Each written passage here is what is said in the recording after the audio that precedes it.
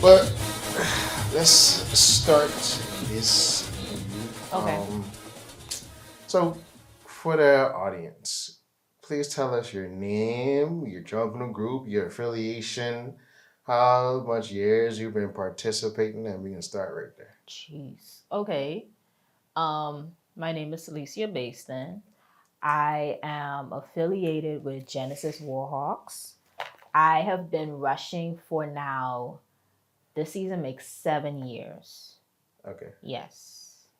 So And so, did you like grow up in Junkanoo? Like, what made you want to be in Junkanoo? Because obviously, like we was talking about earlier, everybody high on Junkanoo right now because the pandemic made it so, right? I felt that. Yeah. No, because I always tell people like, yeah, it was almost like a renaissance after the pandemic because then that's when everybody became super patriotic because even before then, people wasn't going to Reagan scrape shows like that either. Oh. So like all that boom when they got wiped away and it came back, that's when people started supporting it more. Like, and that's why I talked to a lot of Reagan scrape artists as well as Junkanos to where it's like you saw a real push Yeah. after the pandemic. So you was into Yes. it before the pandemic. Obviously, it was some dog days in the 2010s. Uh, You know, emergence of a new group. So what sort of keyed your, especially being a Gen Zer, what sort of piqued your interest in like, hey, let me see what my culture expression is about. I think I have always been patriotic in a sense. I think going off to school really like pushed it for me. What happened? I just look on the cameras. Oh, okay, sorry. Yeah. But yeah, I don't like I kind of always was patriotic, proud to be Bahamian, all about my culture. I do think going off to school really like pushed it for me. I never was in Junkanoo. I had nobody around me who was in it where I got to see the culture up close, behind the scenes, behind the curtain, all of that. I always went to like we didn't even go to the parades as a family. My daddy would take me to Bay Street to go see that third lap because Yeah, tickets like was early in the free. morning. There was no tickets. Bleachers are empty. You don't Mm. have nobody banging on the hurricane shutters. You don't have like it was safer, quote So unquote. basically, like eight Yeah. o'clock in the morning, per se. Yeah, like 8 o'clock, you seeing what's left of the costume. You seeing just people who are just so in love with their culture. And for me, I always wanted to do it, but I had nobody in my immediate family who could like usher me in and keep an eye on me. So I wasn't allowed to join till I was 18 when I graduated from high school. And I took that. I was quick with it too. I had a friend at the time. Her her godmother was on the board, and she was like, "Hey, they have auditions with Genesis. You should come with me." And I was like, "I mean, I would like to do another group, a bigger group, a group with a fan base, but I just want to be in." I had no intentions staying with Genesis as long as I stayed, as I'm currently with Genesis, but I'm very happy that I am though. So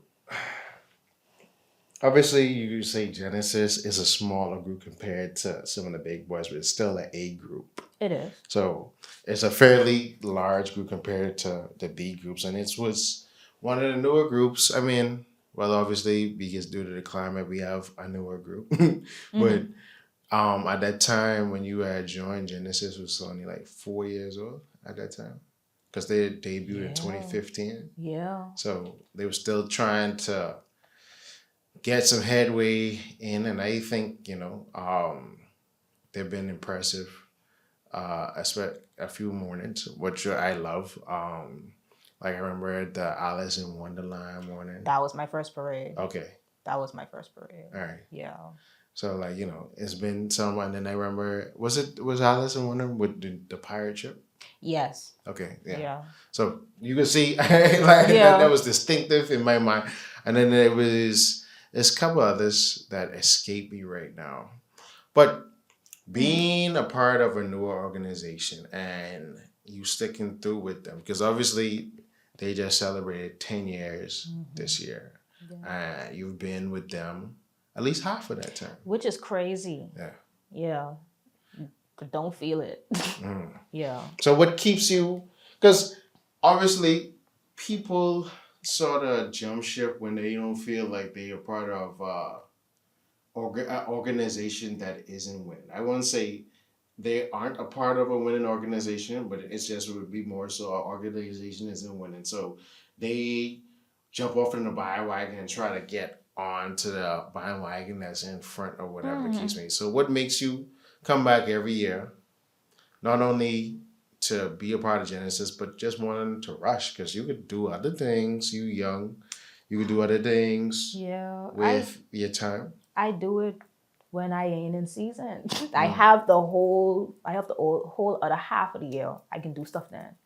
I think my love for Junkanoo is like my passion for dance and my passion for crafts and creativity in general. I think Junkanoo is the one thing that allows those things to coincide for me. So, and it's just the one time in the year where I just feel the most free. I cannot explain it. I just feel not loose. I just feel free. In terms of why do I just not jump ship, it's seeing the process of what it took to get to Bay every season. And knowing that not just the work, but like what it ends up being. I think that's my best way to explain. Like, I know that if you just clear the table and you allow things to be fair, Genesis would place a lot higher. I don't want to leave because I know one day we will win. I know that. I know the work speaks for itself every season. We continue to get better. The choreography continues to get better. The costuming continues to get better. The floats continue to get better. You can't tell me we won't win one day. When you remove the biases and you allow things to be fair, yes. That's why I don't leave. Because I'd hate for the day that I leave and they win. That is why I won't move. So this was strong resolve. And you mentioned what's some of the biases you think holding, I guess, the group back from attaining that ultimate glory? We knew. Yeah, but it's been 10 years. And I then know. some groups, when they start, they won in less time. Like, I just think it is who you have in the rooms. I honestly think that's what it is. If you cleared everybody, every bias, every past member, if you clear the beef, all of that, I think we would see a lot of different standings from these results.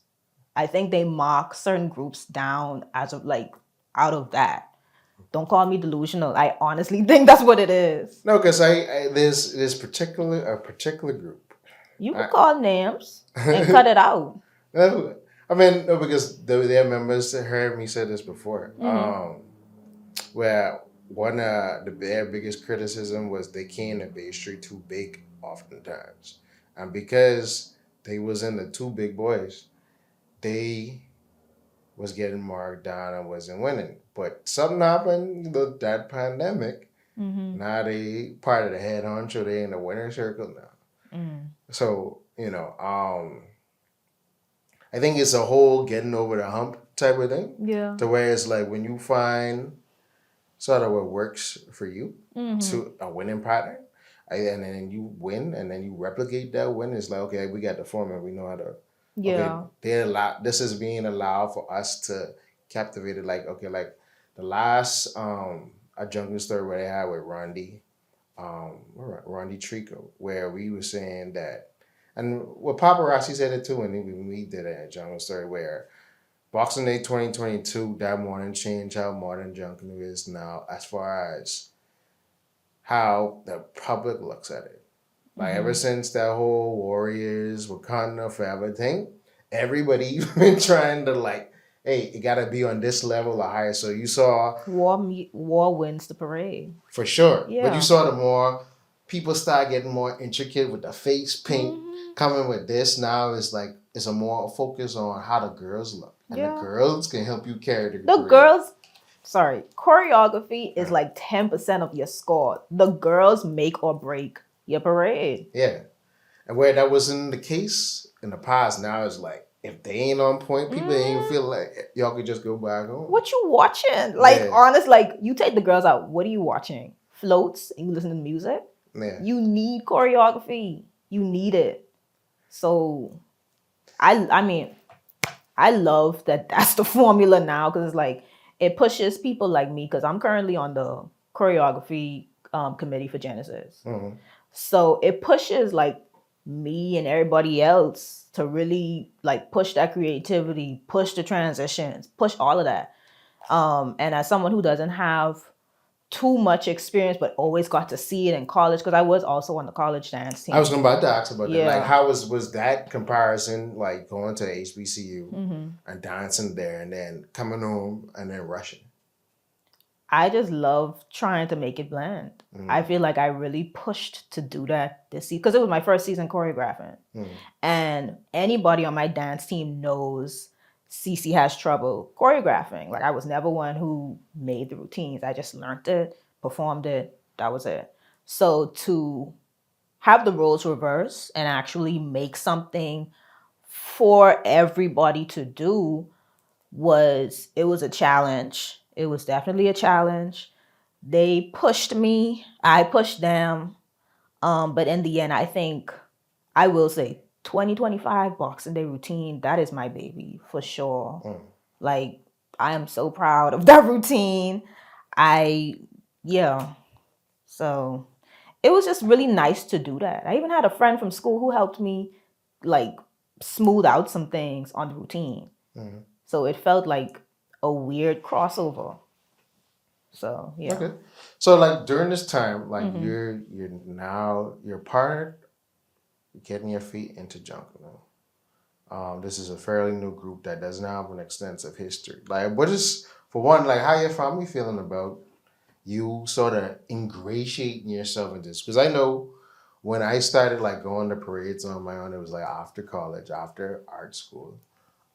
People would think, "Oh, you grew up in this." Is like, no, I never started going to a Junkanoo and watching a Junkanoo parade until I went off to school. Mm. So, like most of the times, we just used to watch it on TV. But it's like getting down and touching and feeling it and then asking the questions and understanding it. It's like you get growing more appreciation of it. But people, there's always this negative. I don't know if that negative stigma exists now compared to yesteryear, where how the upper society feels about Junkanoo. But how did you like everybody around you react to you becoming a part of this? I think I know everybody's really proud of me. I like definitely like my sisters scream like I'm some celebrity on Bay Street every year. We did not go to parades until I started rushing. Like that experience I told you about, like where me and my daddy and my sisters would like go and watch the third lap at 8 a.m. That was like when I was 9. Like 9, 10. For a good chunk, we did not go to the parades. We did not watch the parades. We didn't do anything Junkanoo related. Like I can't really speak to the last time I saw a parade prior to me rushing. Mm. So yeah, I think everybody's really proud of me. My uncle is the one person who does Junkanoo who was there before me, but it wasn't like, oh, Cece, come join whatever group with me, Mm-hmm. Like my daddy wasn't like, come, you go with her, you go with him and just yell. But my dad was very much, you need to make sure you stay with your friend the whole time. You make sure you're good. Cece, I didn't know. Hey, they'll be like, what they say? Feel the like they mock me with it, but they'll be like, you're doing a good job. Woo! Yeah, Whoa, they do the call and response with me on bait. Okay. And it's so funny, but I love when I hear them respond because it's like, nobody else cheering for us. At least I know I got those set over there. Because, I mean, Genesis don't have the biggest fan base. So you got to rely on the ones you do have. Yeah, I always wondered how groups felt when they don't hear their, like, chants be, like, Like only like you have to really, really be good, and that's what I was talking about earlier with breaking that threshold to where it's like, all right, yeah, we ain't got no fans in the crowd, but when we start winning, you start to see people Yeah. turning. Like another group I know, I was around when they was laughing when they bring the bird and thing on the street, and they come fifth and thing like that. I I recently saw a video where they was I think it was the practice rush by the stadium, and I hear the crowd going crazy, singing off their chanting this like, Mhm. "Where all y'all people come from?" This wasn't like this 5, 6, 7 years ago. Mm-mm. Oh, but now everybody knew the chanting. Yeah. So I was like, yo, Yeah. winning has changed a lot. Like, yeah, Yeah. like, When it changes everything. yeah, like perception, how hardcore people is, Hmm. But so when because you was in well, you was in one of the craziest times. You was in school during the pandemic. What that was like, and what it was like not having you just started Junkanoo Hmm. 2 years, and then you go 2 years without Yeah. nothing. I didn't rush, child. Because there's 2020 and 2021. Yeah. So what happened? So I was in school the minute COVID happened. It was spring break. So I came home like when I heard everything happening. Like my daddy booked me a flight quick, fast. I was home like I was home like I Yeah. got there quick. I didn't go back to school until August 2021. I was home the entire year. So they didn't do no online classes? I did do online Okay. classes. Like I just like you can choose to go. You could have chosen to go back to campus at the time, but my people was like, "Nah, you will stay home until 2021." Mm. I went back that fall, um, and I didn't go back to Junkanoo because I skipped 2022 parade as well. So Oh, I for real? didn't. Yeah. Okay. So that was the Pilgrim and the Turkey morning, the Yeah, calendar. okay. Yeah, the Yeah. calendar morning. I did not do that morning. I actually watched them. And I remember after I watched them, I said, I will never be on these bleachers ever again. Oh, so you just wasn't in the road, but you sat and Yeah. watched. I Yeah. watched it. I was like, let me be a spectator. And I had a friend come and visit me as well. So I was like, I'll sit and watch with him. So yeah. But I was like, after I watched it, I said, I will never be in these bleachers ever again. Because they don't feel the same. I hate watching Junkanoo. I have to be in it. I hate watching people perform because it makes me jealous. I'm like, I should be out there. I should be on the road. Mm-hmm. So yeah, I don't like I if I watch it, I am either about to perform or I already perform. Okay. Yeah, I can't just be a spectator. Like I have to be injured, God I forbid. think some people take that position. That's why they just, if they ain't rushing, they'll just be a marshal. See, I didn't know they wasn't pushing marshals at the time. Mm. So yeah. And I really wanted to just have the experience of a spectator as an adult. Like Yeah. I had never Like watched the parade through in a long actually ever prior to that. Yeah, never. Yeah. Yeah, so I always say, okay, like even though like I've been like filming for the last couple of years, like last year, I had Jason Page and some other international guests come down.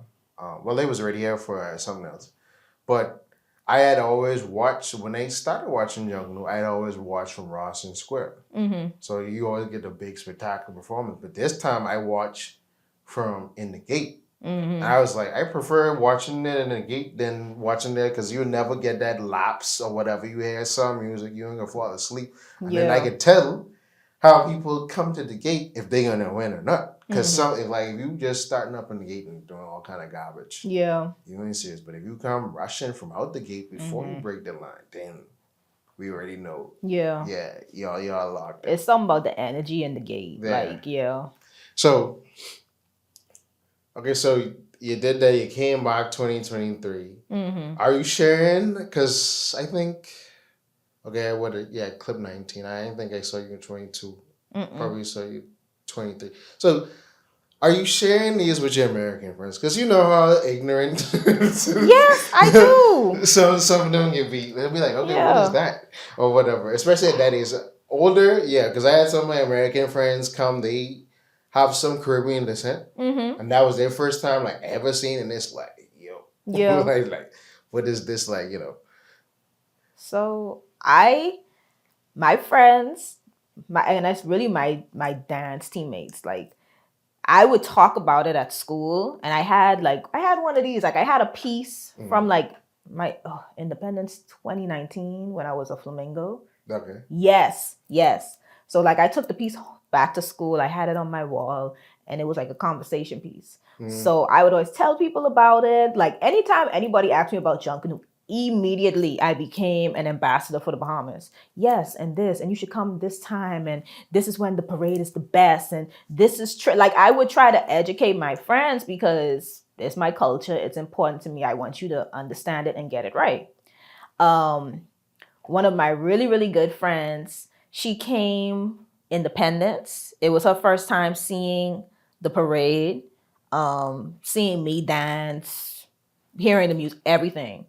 And it's so funny because she was like, wow, everybody, nobody knows that I'm American. I'm like, yeah, it's like that here. Yeah, because she had on her shirt and everything. You'd swear think she was from here the way she was just about.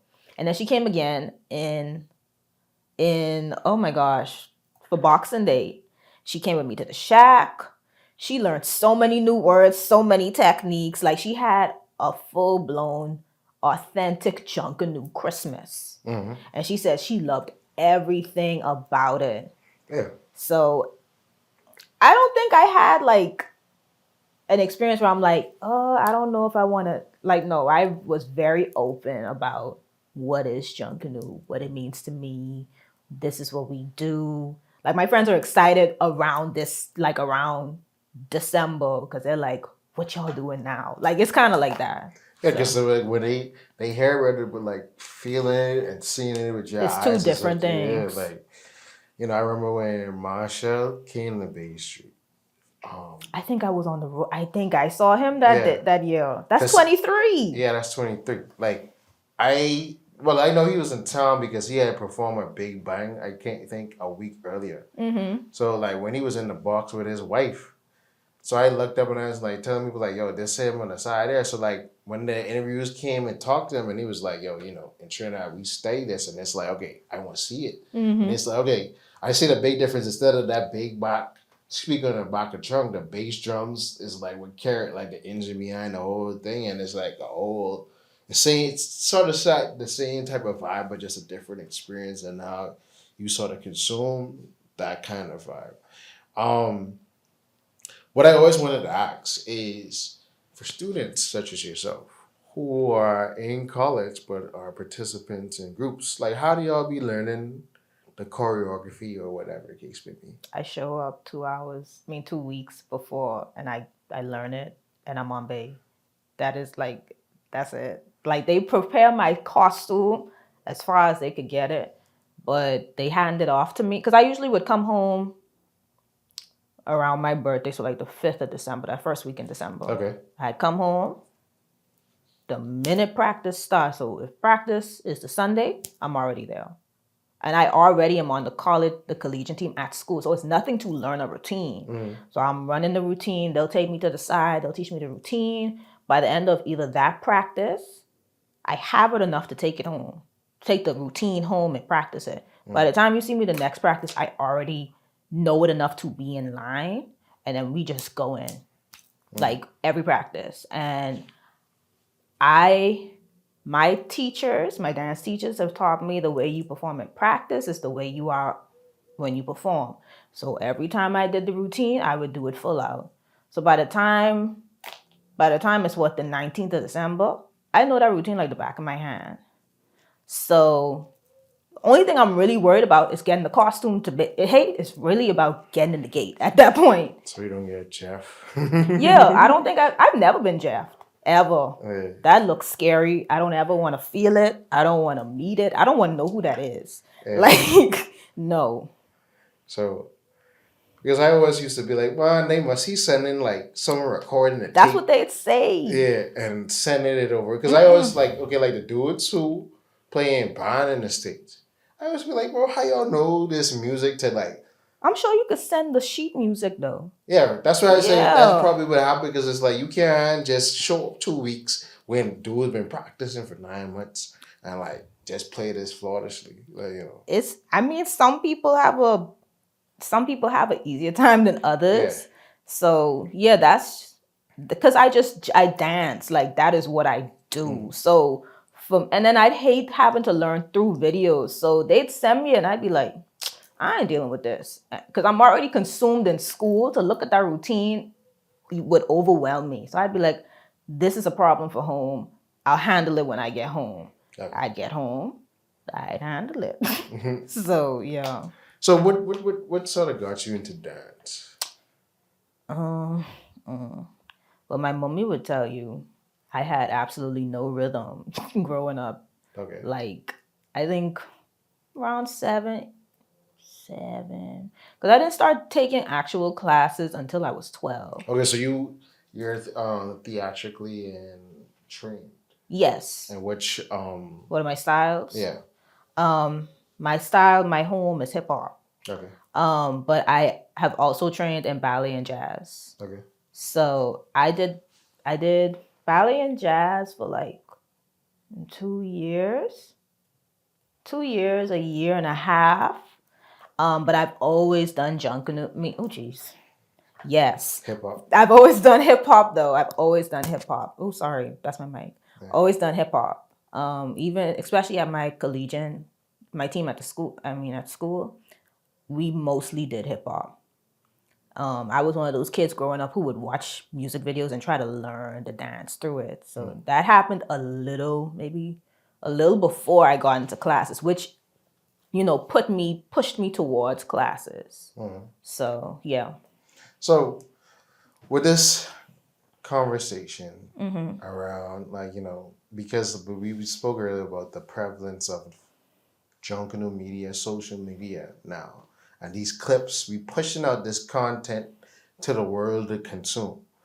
So you see in the comment section, people would be like, "Oh, this look like we in New Orleans," or "This sound like a HBCU." How you feel about that?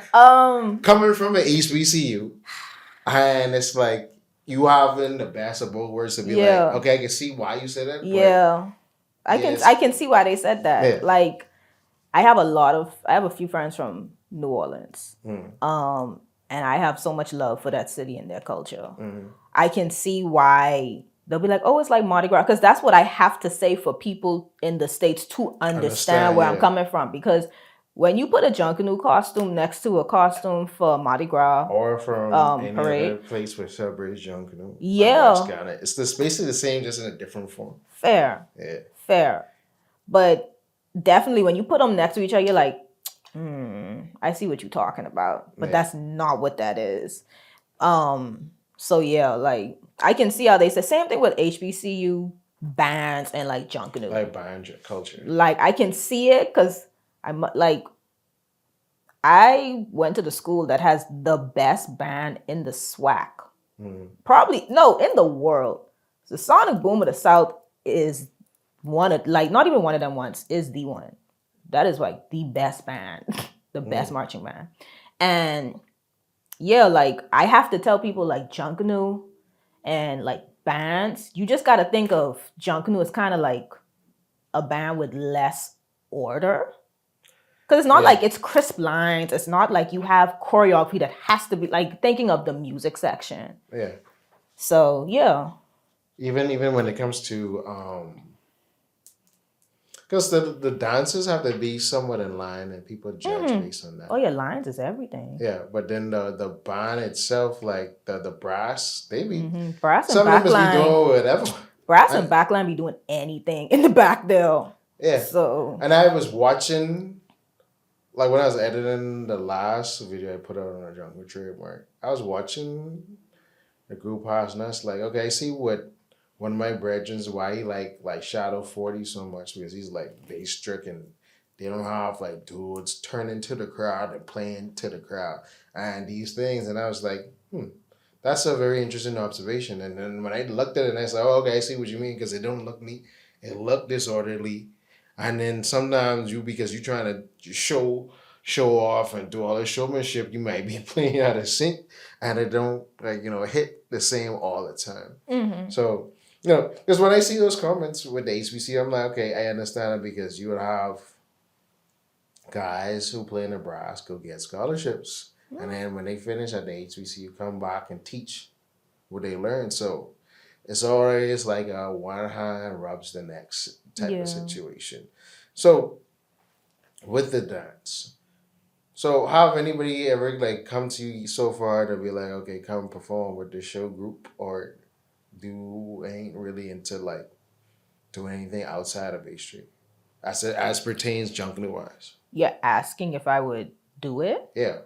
Yeah, So I now love when they approach you, dancing. because like the one other new thing that has come up in the last couple of years is more and more show groups. To Mm-hmm. where it's like people are like, all right, well, we don't get money necessarily to go on Bay Street, but Yeah. we could clean up on this back end with Yeah. like doing shows. I would love to I would love to do a show. I was looking to do it, but they told me I need a costume. I said, Yeah, like just a I, generic one. yeah, like I do not keep my costumes Why? because I be so fed up after Bay Street. I take a piece. I keep a piece, so it's either like my headpiece, like whatever was my favorite piece on what I had on Bay Street, I keep. But everything else, I either throw away or I give back to the shack. Now I give back to the shack because I didn't know I could give it back before. Because I'm definitely a bushcrack I gone person, so I never would stay long enough to be like, oh, we trying to take them things back to the shack. But now Yeah, that's why you need to keep them so you can have stuff I know for the show. now. I Yeah. was mad when I was like when they told me you need a costume. I said, dang, y'all can't provide me with some or No, like that's why people just keep like, especially if you ain't rush it out too much, mm-hmm. just keep it and be like, just swap them out. Yeah, I see now. Yeah. So yeah. So because you said your profession is civil engineering, so how do you? I guess you use dance as a way to escape regular life. So how do you find that balance, especially when it comes because jungle could be so time consuming, and I don't know if work life for you is be a lot or hasn't gotten to that place yet. It hasn't gotten there yet because Mm-hmm. I've just now been at this job for a year now. Mm-hmm. And I'm still learning. So it's not like it's heavy where it's like, oh, there's no balance. Like work hasn't gone to the point where it could do that. Junkanoo has done that. Mm. Junkanoo, oh God. Junkanoo will just have you hostage for hours, days on end. And I'm also the type of person who just really pushes to not allow things to take hold of me. So if they're like, oh, we're in the shack, I don't know. I'll probably show up maybe 6, but I'm like 10 o'clock. I'm not gonna be in here.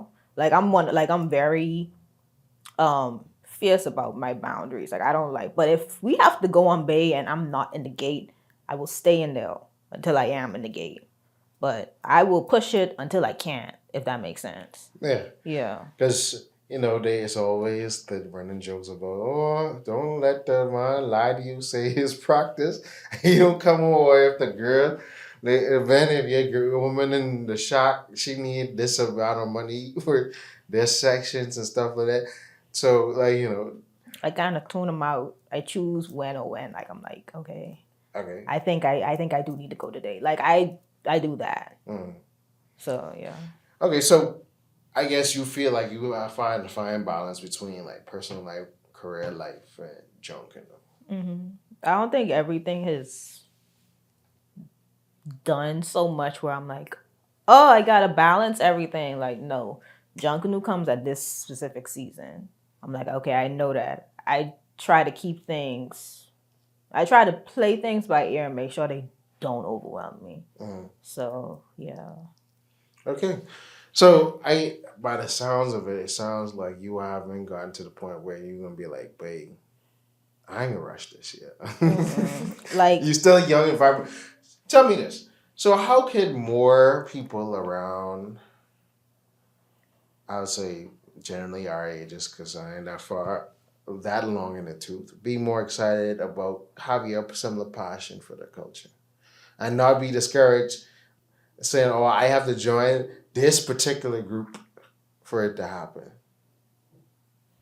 Honestly, everything in life is a suggestion. You don't have to do anything you don't want to do. I think it is important that everybody makes it a point to be exposed to it. I think, and I mean, go to the parade. You don't have to sit all that long, but I'm saying, like, go to the parade, sit there and watch a group really take Bay Street and look and watch everybody's passion. Watch the choreography. Just watch the energy and feel it. And then after that, make a decision, like, and talk to people. That's the next thing. People don't talk to people with the experience either. They don't know who to talk to, I think. And also, I think they don't know the different types of people in Junkanoo. Okay, let's go there. What's the different types in Junkanoo? Because that goes back to the stigma. Because people think everybody is just a drunkard and just come to the shack, and it's that's like not people it. don't even understand that there's cliques within a group and certain shacks. So you could be. Some people ain't even loyal to the group; they loyal to the shack and the clique they from. Yeah. I don't even think it's a matter of cliques. I just think there's so many different types of people in Junkanoo. And if you're looking from the outside looking in, you just see a monolith of a person. You don't see like maybe somebody like me who you wouldn't expect. Because every person that I've told that I rush, they don't believe me. They don't believe me. Yeah, because they think you're supposed to be some junglist gal who isn't articulate, and then when they hear you a silver legend, they're like, "What the hell are you doing?" It's not even that. They think I'm quiet and shy because I'm not. I'm not loud and stuff. I'm not an extrovert when you first meet me. I have to like get comfortable and I like whatever, but I just don't come across as somebody who can be screaming on Bay Street, doing this choreography, just rushing, doing all this stuff. Like it just feels so different. But I think people need to understand there's many facets of any person and anybody could be in Junkanoo. You don't have to be a specific person, like you said, a drunkard and all. Like you don't have to be that. You don't have to be some junglist gal. Like you don't have to be any of them. You could be whatever. You can literally be whatever to be in Junkanoo. You know, you just have to find your way. Just be open to the experience. Do the best you can. People are there to help you. And I think that's another thing I love about my group. We are willing to take you in and work with you. I don't know what it is for, this is me speaking for my group. I don't know what it is for other groups, but I actually feel like you can come into Genesis. You could come with probably close to no experience, but you have to just be willing and ready. And we work with you. We allow you to learn.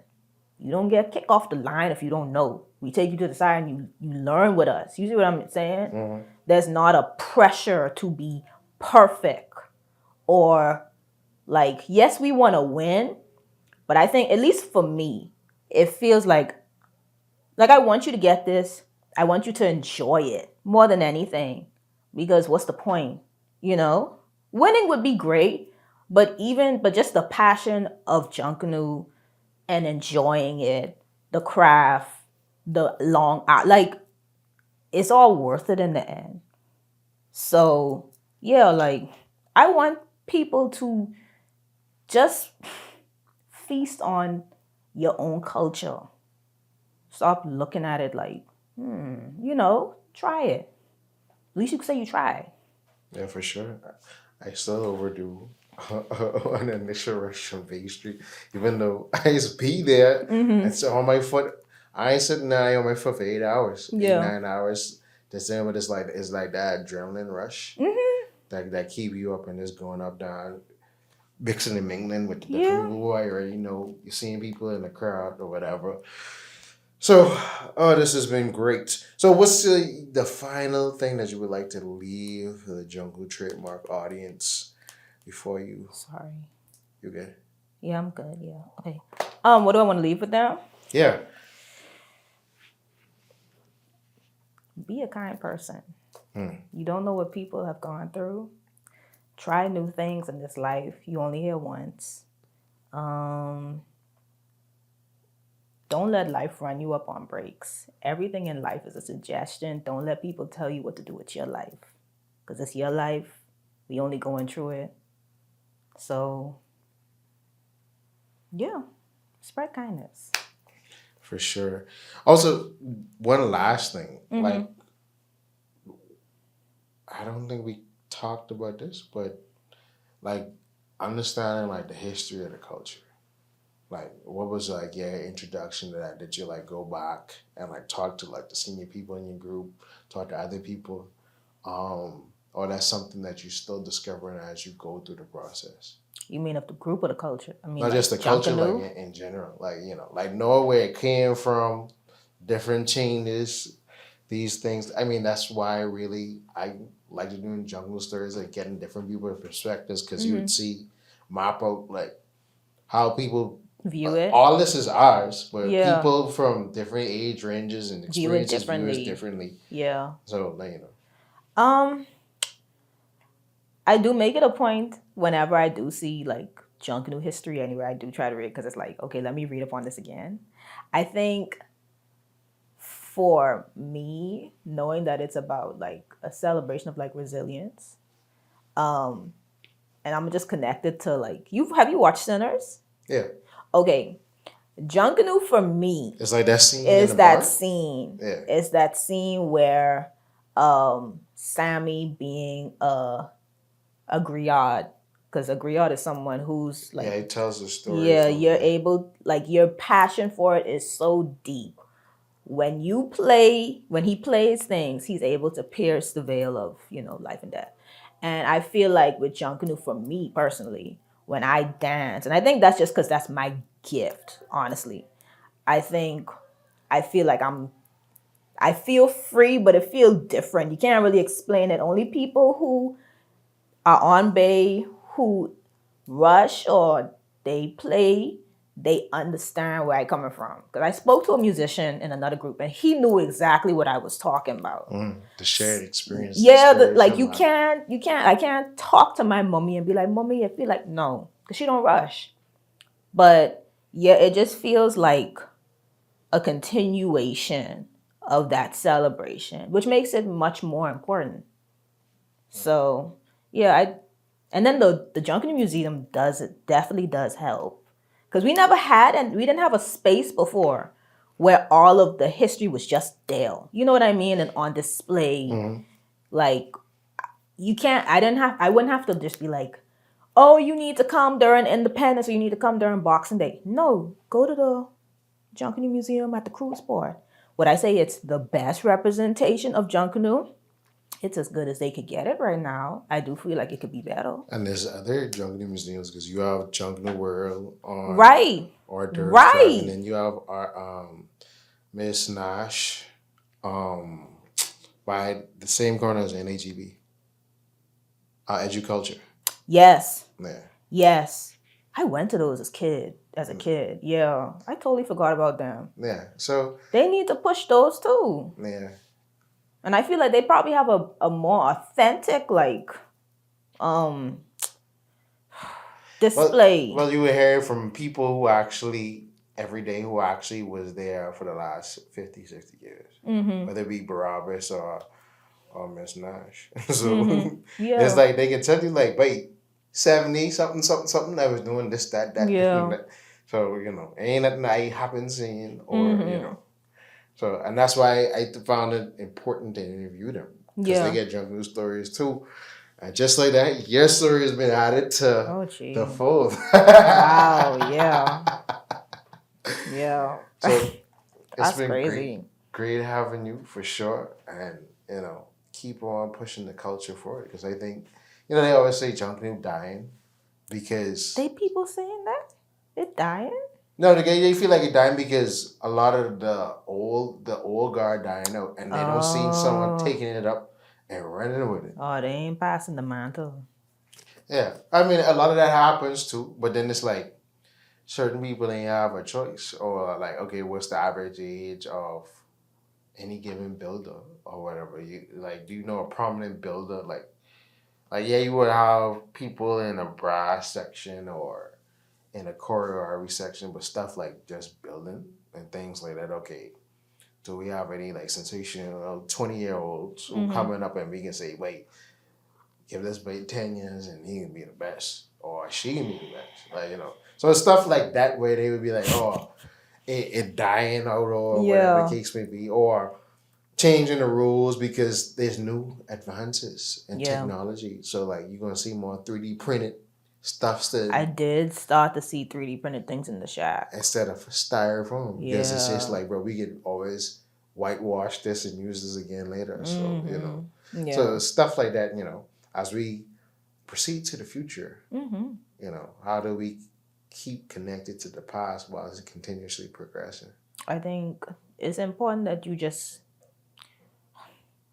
teach the old way, but after teaching it, find a way to not lose the authenticity of it, if that makes sense. Because it's the same thing with even renovating a building. Like, you gotta keep the bones, you know. So that's the idea. Like, keep the bones of the old way, but there's nothing wrong with improvement. Just always find a way to marry the things. That's it. You don't have to lose it. And that's what people be doing. They be trying to throw it away. And that's not what you need to do. If it ain't broke, don't fix it, but let's make it better. For sure. Yeah. And with that, Cece, I'll catch you later on the Junkanoo Stories. Yes. Yeah. Yeah, thank you. You're welcome. That was great.